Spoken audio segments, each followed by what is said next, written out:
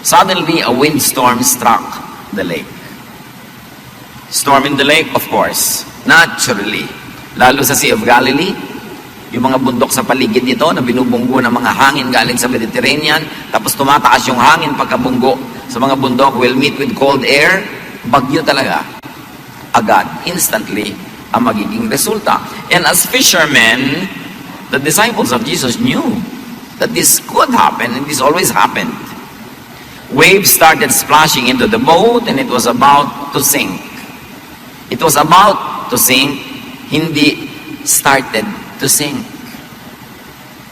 Marami tayong takot sa buhay as if we are already starting to sink, about lang naman. Dapat alam natin yung thin line between the two para hindi tayo nagpapanik. Mark 4:38, Jesus went in the back of the boat. Jesus was in the back of the boat with his head on a pillow, and he was asleep. The back of the boat is the most stable. It is the least shaky part. Baligtad sa aeroplano na yung back ang pinakamatagtag at makalog, sa bangka, yung likod ang mas hindi makalog. And his head, containing his brain, his mind, the real spiritual realm in life is our mind.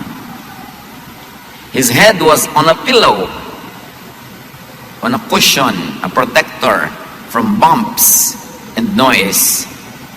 And because of that, he was asleep. He was at rest. Not storm, but rest in Jesus' mind. Ang laman ng isip ng kanyang disciples, yung hangin, yung alon, yung galaw ng sasakyang pangtubig. Sa loob ng isip ni Jesus, kapayapaan, siya tulog, protected by a pillow. So his disciples woke him and said, "Teacher, don't you care that we're about to drown?" The disciples tried to pull Jesus away from his peace into their fear. Ganda naman ang buhay hilahan. Tahimik kami, kinakatakot ako. Sabihin ko sa iyo, kinakatakot ko, i-influensyahan kita para matakot ka rin. So takot na tayo pareho kung nadala mo ako. At yun ang ginagawa ng mga disciples at this point. Mula sa kapayapaan ng isip ni Jesus, dinadala-dala yung isip sa kaguluhan ng isip nila. They wanted to colonize Jesus' mind with their fear. Will they succeed? Will they not? And we should be aware that others do that to you. You are trying to have a quiet life, tapos dadali ka nila sa gulo. Tahimik na tahimik ang loob mo, dadala ka nila ng intriga, dadala ka nila ng bad news, dadala ka nila ng mga fears. Magpapadala ka nga ba? Or you will be aware that this person is trying to transfer his or her feelings, emotions, and fears into my own brain. Will I allow it? In fact, not only others do that, you could do that to yourself. Nananahimik ka, ikaw din ang magbibigay ng mga suggestions sa isip mo ng mga bagay na nakakatakot, mga nakakaduda, nakakapagpagulo ng isip, nakakapagpaselos, nakakapagpainggit. So ikaw din kuminsan ang nagtatanggal ng kapayapaan sa loob ng isip mo at lalagyan mo ng mga kaguluhan na nanggaling din sa iyo. This story is so beautiful because it could be appreciated from many layers. Mark 4:39, Jesus got up and ordered the wind and the waves to be quiet. The wind stopped and everything was calm. So as we see, Jesus did not let the thought or fear of the disciples dominate his mind. Hindi siya nagpadala. You can. And in fact, you should do the same most of the time. Yung mga cases naman na dapat talaga tayong maapektuhan, dapat din tayong mag-share nung iniisip nung nag-share sa atin kasi valid. Pero maraming mga fears are born of being just contaminated by a fearful mind of another person. Dapat tayo merong paninindigan, buo ang ating loob na hindi tayo agad-agad na nadadala, nagagalit nila, natatakot, o kaya ay naloloko. Malinaw dapat sa atin, ano ang ginagawa ng isip niya sa isip ko? Ini-influence ba niya? Negative ba? Positive ba? Dapat tayong aware. Mark 4:40, Jesus asked his disciples, "Why were you afraid?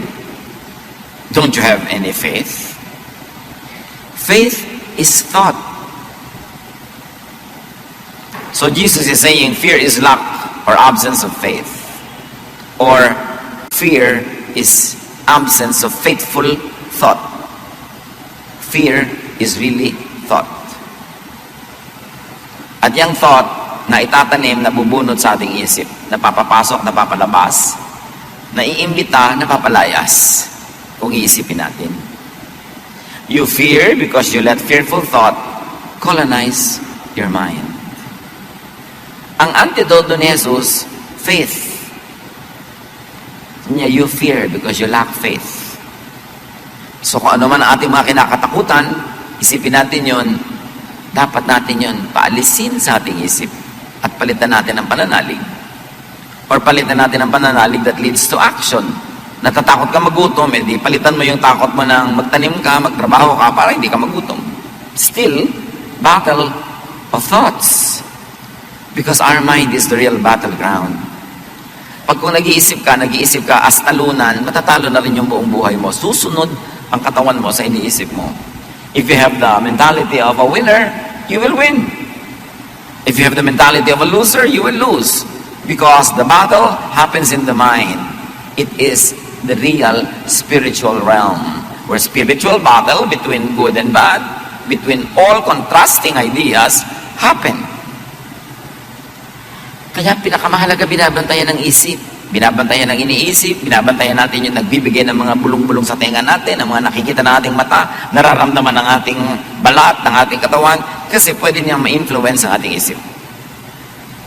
Nananahimik ka, biglang may isang dadaan na kaakit-akit, sumunod ka na, dahil sa isip mo, pumasok yung isang tukso, sumunod ang yung buong katawan, at mamaya ang yung buong buhay, at ang mga mahal mo sa buhay na sangkot sa iyo.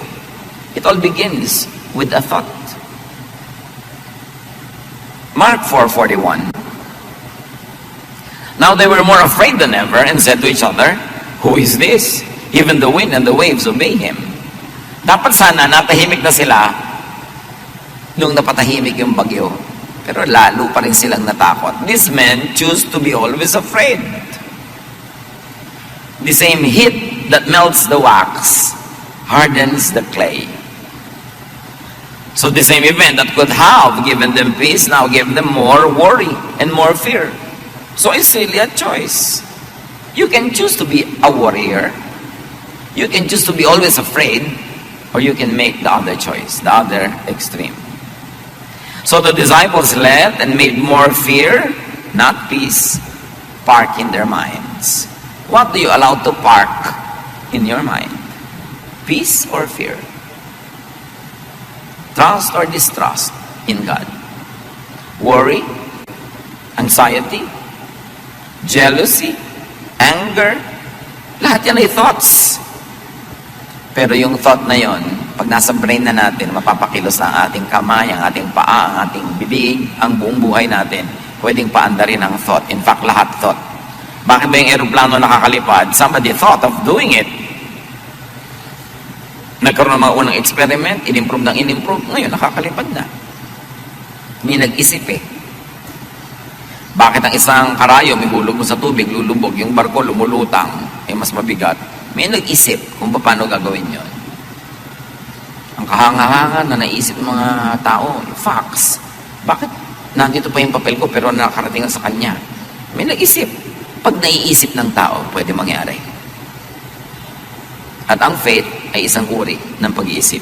Kaya sabi ni Jesus, if you believe, nothing will be impossible for you. Ito ang pinakamahalagang bahagi ng ating pagkatao, yung ating isip. Pero itong madalas hindi natin talaga binabantayan. Binabantayan mo yung bag mo, binabantayan mo yung kwarto mo, binabantayan mo yung bakuran, pero yung utak ko, ano-ano na lang. May advertisement na pumasok sa utak mo, hindi mo alam, naghahanap ka na pala sa fridge nung sinabi ng advertisement na kainin mo ngayon. Yung may nadinig ka, may nabalitaan ka, nakakapagpatakbo ng buhay mo yon. Dapat aware ka kung alin ang tatanggapin, alin ang tatanggihan, at alin ang partly tatanggapin, partly tatanggihan. Itong mga disciples, buong-buo nilang niyakap yung idea of fear. Now life, like the lake, will naturally have storms and troubles. Kayo po, ano storm nyo ngayon? Pag meron, di ako magtataka. Ang magtataka ko, wala. Kasi ang wala lang storm, ang wala lang problema, yung patay. Pag buhay ka, natural. Parang, uy, may storm sa lake, natural. Sa buhay ko may problema, natural. Pero, ikaw ba yung Jesus na natutulog through the storm o mga disciples na problema, natatakot, nanginginig? Position yourself at the back of the boat where Jesus is, where there is least shake. Ano yung back ng boat? Pinag-usapan nga po natin mga kapatid. Yun yung pinaka-stable, pinaka-tahimik, pinaka-payapang bahagi ng bangka. Ganon din yung buhay natin. Merong stable, payapa at tahimik na bahagi. Halimbawa, yung bahaging hindi ka nandanakaw, hindi ka nandadaya, hindi ka nagsisinungaling, wala kang inaapi, tahimik na buhay yon. Tahimik na bahagi ng buhay. Kesa yung may dinaya ka, siyempre bukas malalaman niya. May ninakawan ka, bukas gagantihan ka niya. May sinaktan ka, gaganti sa sayo. Yun yung harap ng bangka. Yun yung makalog, magulo. Alam mo, may magulong buhay at may tahimik na buhay. Ang itinitinda mo, mga bawal na produkto, mga fake, magulong buhay yan. Huwag mo expect yan na magiging fear-free ang buhay mo. Kasi magulo yun eh. Yung nakikipagrelasyon ka, yung pala may asawa na siya. Alam mong magulo ang susuotin mo. Yung nagnanakaw ka ng credit ng iba, nagnanakaw ka ng ideya. Sa buhay na ito, pwede nating piliin kung doon tayo sa tahimik na lugar o sa magulo. May mga tao, chismisan at chismisan, doon ka pa makikiumpok. Alam mong gulo yung lugar na yon. Meron naman mga tao na nakikita mong napakahusay nila mamuhay, hindi sila nakikialam sa buhay ng iba, productive sila. Pag doon ka nakisalamuha, yun yung likod ng bangka, mas tahimik yun. Hindi ka masyadong maliligalig doon. Yung buhay na sobra kong makapaglustay. Pagkatapos, pag may pangangailangan, walang pera. Pag may sakit, walang pera. Pag kami namatayan, walang pera. Yun yung part ng bangka na magulo. Pero yung nagsisikap, kumikita, nag-iipon ng konti, kahit man lang, meron kang aasahan pag nangangailangan ka, hindi ka masyadong laging naliligalig, mas stable. This boat is a very beautiful metaphor. So saan tayo lumulugar sa buhay? Kadalasan, tayo ang naglagay sa atin doon sa gulo na yon, kaya magulo. Kundi lang dahil nadamay tayo, kasi may mahal tayo sa buhay na pumunta doon, siyempre nadadamay tayo. Dahil mahal natin siya, nadadala tayo niya sa kanyang gulo. It is important. The back of the boat is the mind of Jesus. It is the godly, spiritual world. It is the rock, not sand. Stable. Pwedeng asahan. Ang pamamaraan ni Jesus, yun yung back of the boat na tahimik.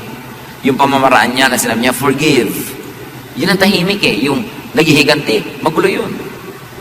Yung sinasabi niyang love people instead of hate them, yun ang tahimik.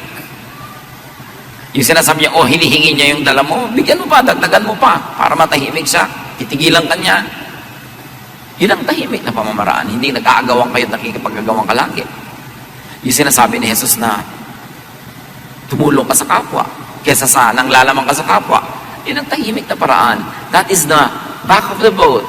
That is the mind of Jesus. That is the spiritual realm in which we should operate. And in life, we should benefit from and use all possible helpful positions. Like the back of the boat. Like, have pillows. Get help. Ano ba mga pillows ng buhay natin?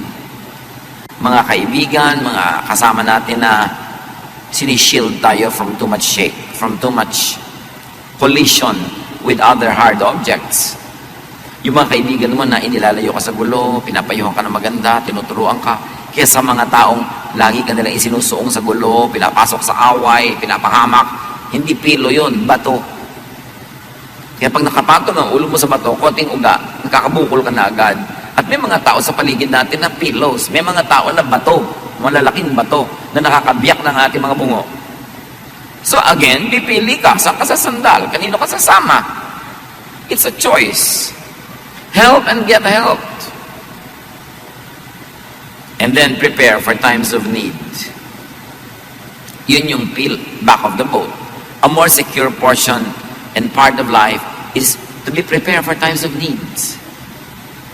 Yung nagtatanim ka para kami anihin. Nag-iipon ka para may mag-gastos ka sa pangangailangan. Yung meron kang panggastos pa nagkasakit ka o may insurance ka man lang. Yan yung sinasabi dun sa Proverbs 31 na babaeng, she can laugh at the days to come. Pag may dumating na problema, hindi takot ang nararamdaman niya, kundi a feeling of security. Dahil handa siya. She can laugh at troubles dahil handa siya. May mga bagyo na dapat tinutulugan lang. Tulad ng ginawa ni Jesus sa bagyo na ito. Hindi lahat ng bagyo pinapatulan. Hindi lahat ng problema siniseryoso. Hindi lahat ng away sinasalihan. Hindi lahat ng argumento dapat ka manalo.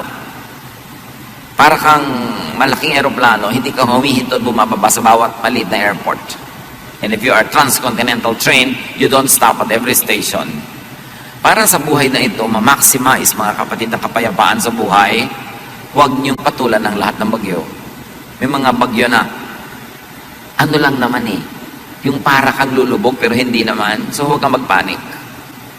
May mga problema na hindi niyo pwedeng isolve agad, tulugan niyo muna. Nag-aaway kayo mag-asawa? Pareho kayong gusto manalo, tulugan niyo muna yan.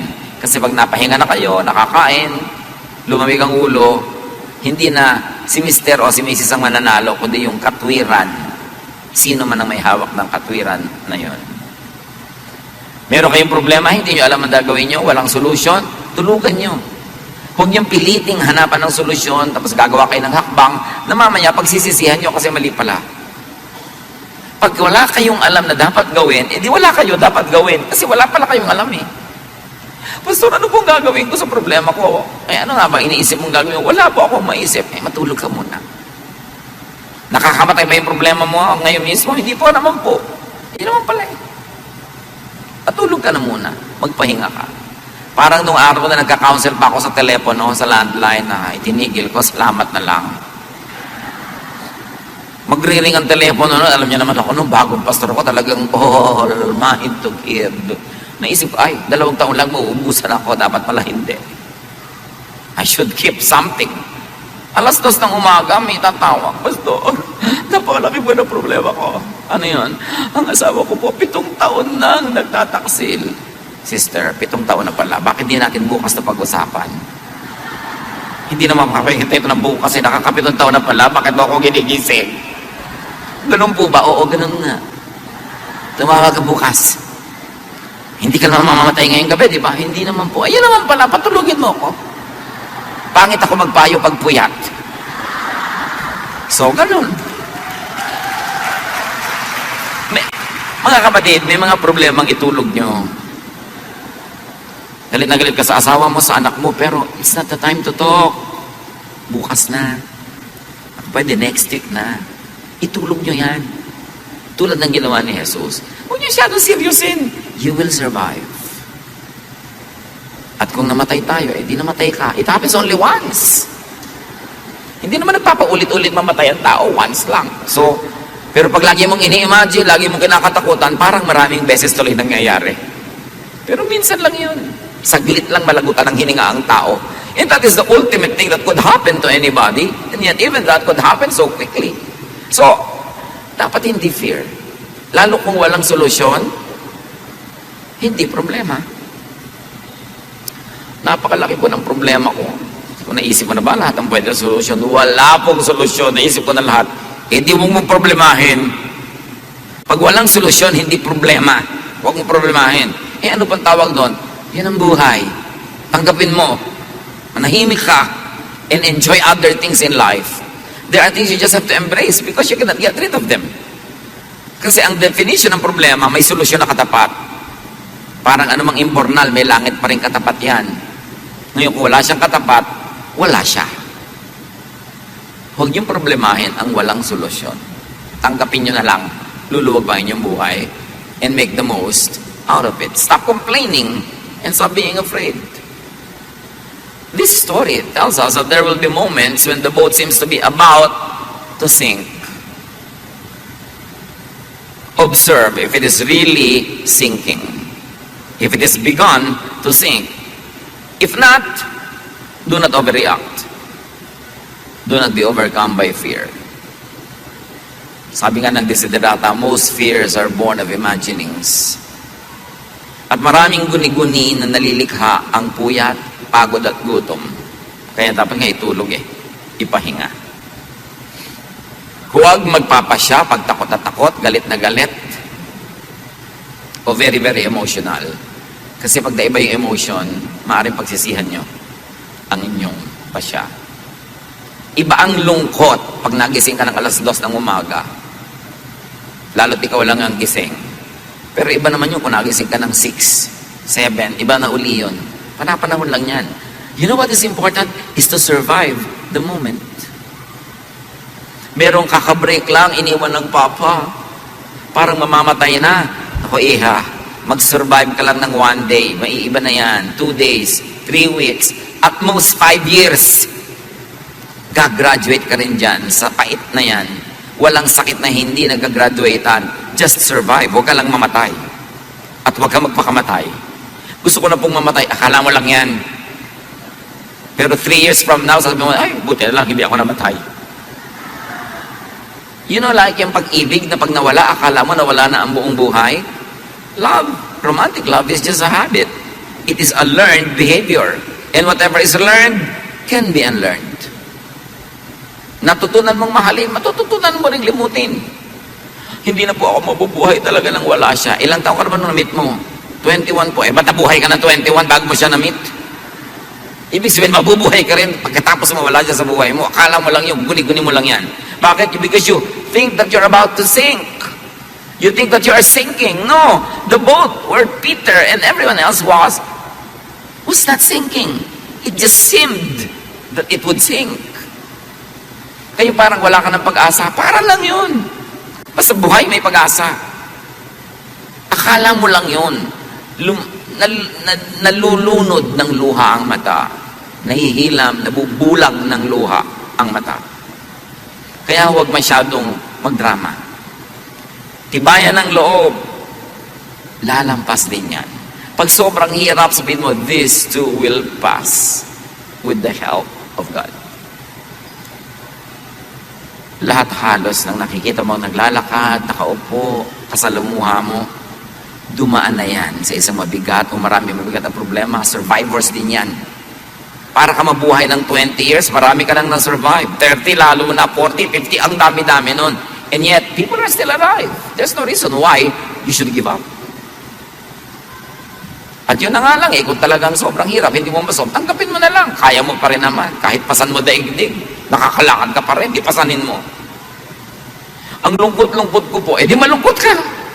Hindi ka naman laging kailangang masaya Napapaiyak po ako. Umiyak ka nang umiyak. Matutuyo din ang luha mo. Ang lungkot-lungkot ko po, naku, makakatulugan mo rin yung lungkot na yan. Hindi po ako makatulog. Akala mo lang yun. Mamayang alas 3 ng umaga, makakatulog ka rin. So, agahan mo na. Hindi po talaga hindi pala, mamayang 7, tsaka ka magsisimula matulog. Maghapon, tulog ka rin. Siyempre, matutulog ka, alam nga namang hindi. So, scheduling lang. Manage your fears. Manage your emotions. Sabi ni Jesus, ba't kayo ganyan? Wala ba kayong faith? Parang wala kayong Diyos. Parang wala kayong aasahan. At parang naman wala kayong nakitang mga ginawa ko ng mabuti para sa inyo. Pagkasama si Jesus, sabi niya, I can smile at the storm. Alam niyo yung kanta na yan? Yung kasama mo si Jesus sa boat, you can smile at the storm. Hindi dahil nakakatawa yon, kundi dahil nakakapagpalakas ang loob ang presensya ng Panginoon. 1 Peter 5:7, ipagkatiwala niyo sa Kanya ang inyong mga alalahanin. Mga alalahanin niyo sa buhay sapagkat Siya ay nagmamalasakit sa inyo. Alam niya ang pinagdaraanan nating lahat. So look at Jesus. If He is sleeping, you be at rest. If He is not concerned, don't be. Kaya mahalaga na alam natin ang isip ni Jesus, alam natin kung anong mahalaga sa Kanya, alin ang hindi. Para, huwag na natin pahalagahan yung hindi naman pala mahalaga sa Kanya. Huwag natin katakutan yung hindi naman niya kinatakutan. Why? Because Jesus is in us. Yun ang lagi nating nalilimot, that Jesus is in us. The Spirit of the Lord is in us.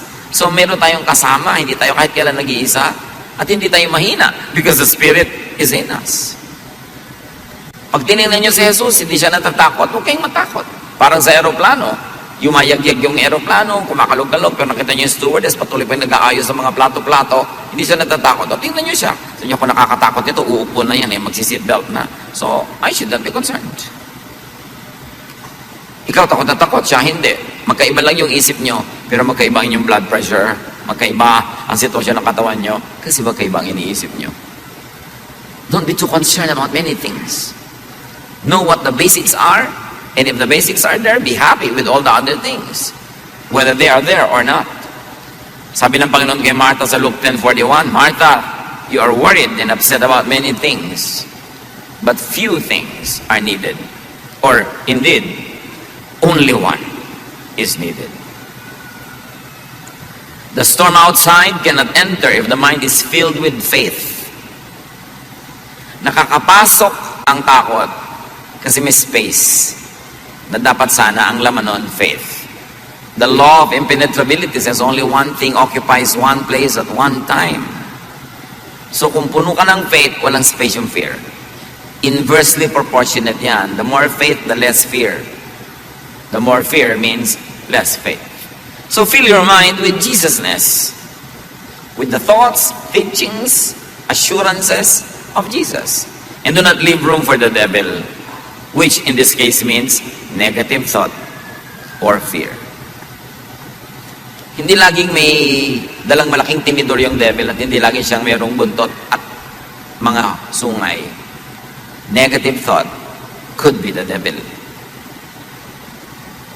Hebrews 12:2, we must keep our eyes on Jesus, who leads us and makes our faith complete. In Ephesians 4:26-27, do not give the devil a foothold. Huwag ninyong bigyan ng pagkakataon ang diablo. Huwag ninyong bigyan ng pagkakataon kayo, bigyan ng takot, bigyan ng galit, bigyan ng inggit, bigyan ng selos. Don't give the thought a chance. Reject it. You can say no. Sabi sa Bible, resist the devil and he will flee from you. Just say no. I don't like this thought. Get away from me. Don't entertain. And like we saw in the story, change the weather in the lake with your faith. You can change the weather in the lake with faith. Luke 10:17, when the 72 followers returned, they were excited and said, Lord, even the demons obeyed when we spoke in your name. Pati mga diablo kinakatakutan nila, uutusan nila sa pangalan ni Jesus. Sa pananalig, walang imposible. At hindi laging salita lang, in the name of Jesus, in the name of Jesus. No. Yung storm sa lake mo is poverty. Hindi mo sasabihin, in the name of Jesus, lumayas ka poverty. No. Follow the teachings of Jesus. Plant. So you will harvest. And that is faith at work. Gusto mo tumahimik ang buhay mo, sundan mo si Jesus. Forgive. Make peace with people. And then your lake will be quiet. Metaphor yan eh. Sagisag, simbolo. Dapat basahin ang mas malalalim na kahulugan. Apply the Jesus way and you can quiet the storm around you. And these are emotional storms, mental storms, interrelationship storms. Pag sinunod mo si Jesus dahil nananalig ka sa Kanya, you can have the power of Jesus to quiet the storm. Or change the weather in your mind with your faith. So you can change the weather outside, or you can change the weather inside your brain with your faith. Na talagang may bagyo, pero hindi ka pa rin natatakot, nagtitiwala ka. May mga kung ano-anong iniisip tayong pwede mangyari sa buhay, pero yung pagtitiwala mo ang nananaig, hindi yung takot. So pwede mong alisin yung bagyo kung papalitan mo ang paraan na yung pag-iisip.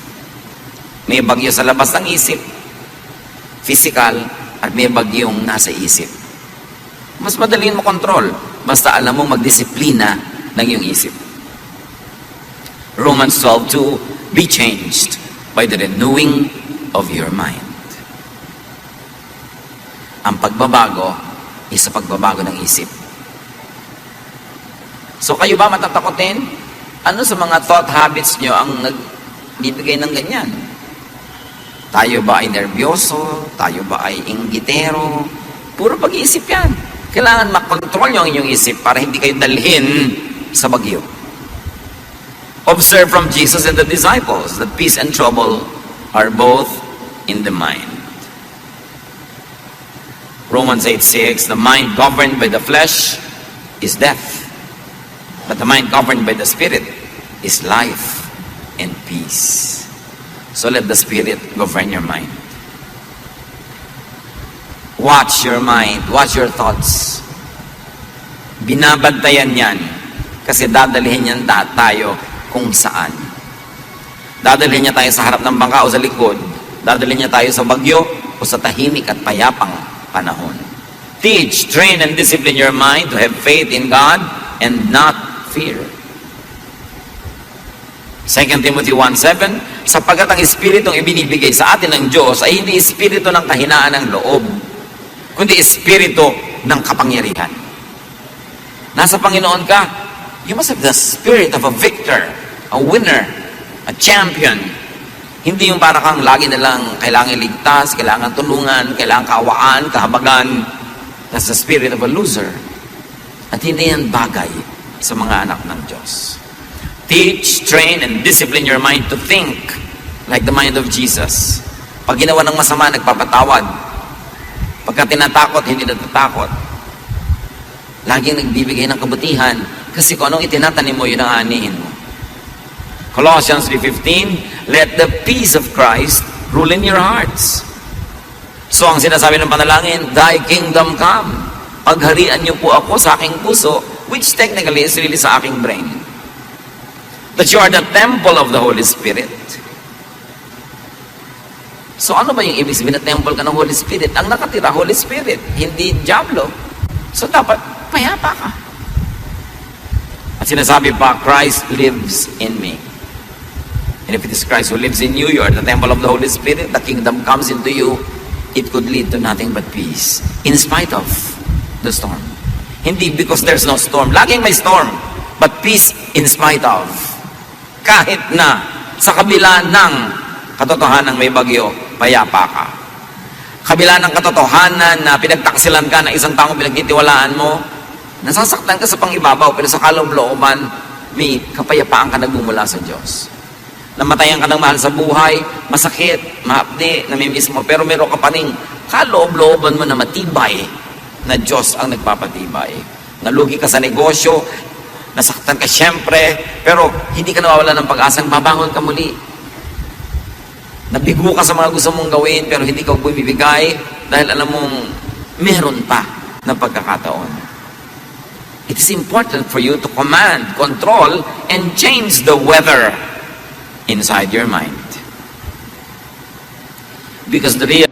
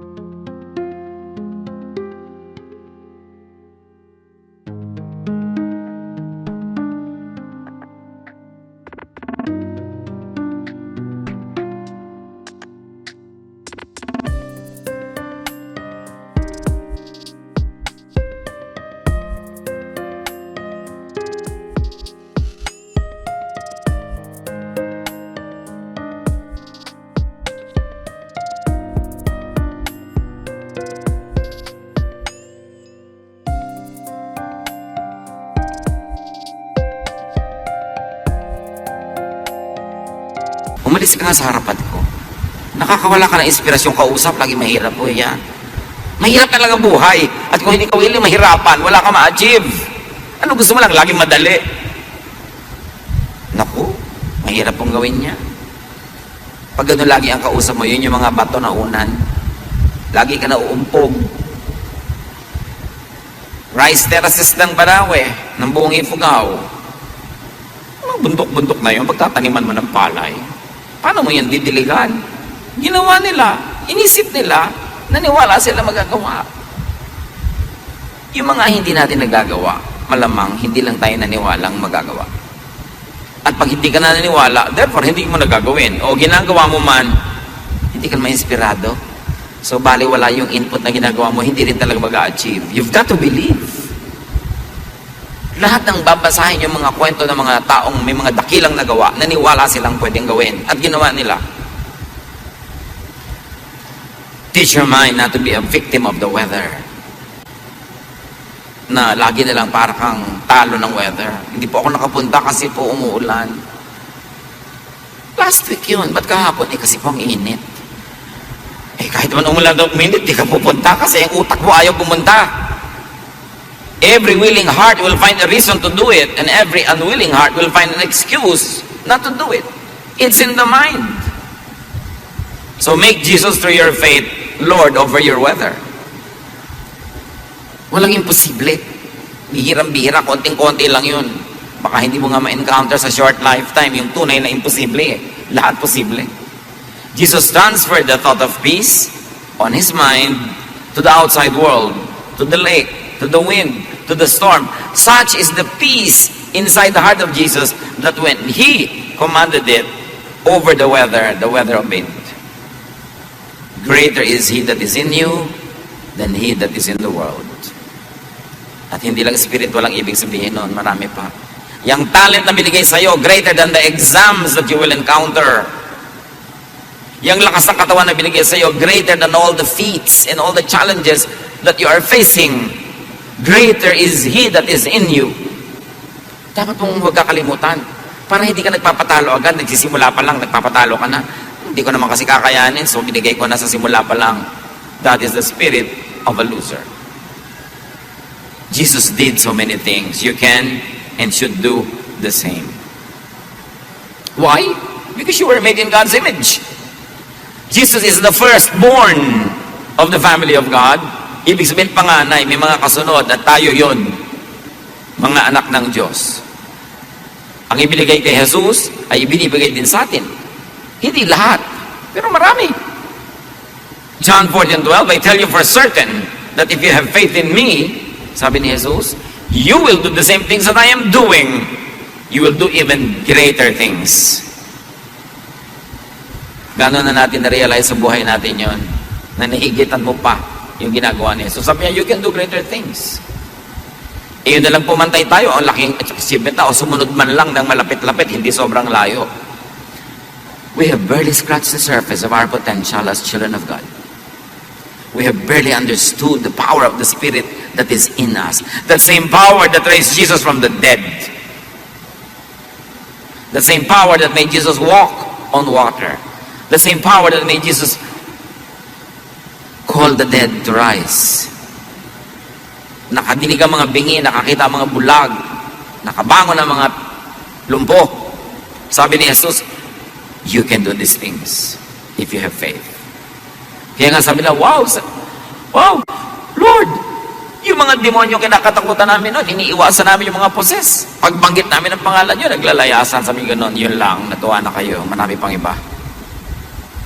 Marami pang iba. Huwag kayong makontento sa level ng spirituality nyo na yan, ang tagal-tagal na para na kayo, na-impact na lang dyan. Kailangan mag-improve to the point that you can calm the weather. Either the weather out there or the weather in here. Being a Jesus believer and follower is being like Jesus. Seryosohin natin ang ibig sabihin na tayo ay naniniwala kay Jesus. Hindi lang sa bibig, hindi lang sa isip, sa gawa.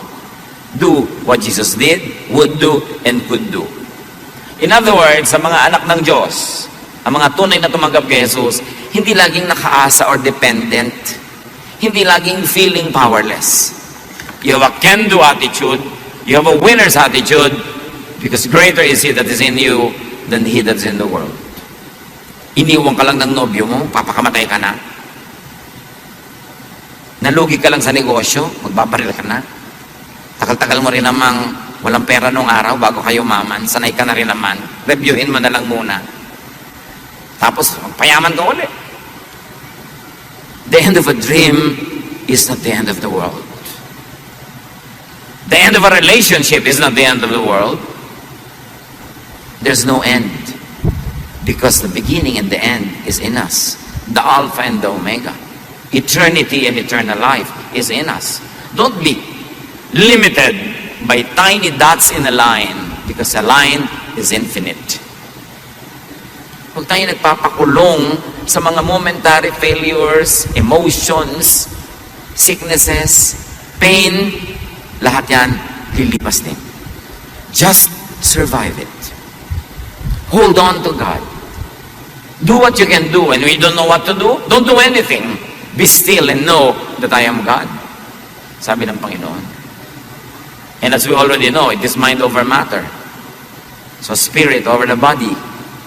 The spiritual world over the physical world. Mark 11:24. Everything you ask for in prayer will be yours if only you have faith. So kahit kupraso yung faith mo, kahit hindi ka mag-pray, kikilos na yon. Kaya sa pray ka ng pray, wala ka namang faith, wala rin mangyayari.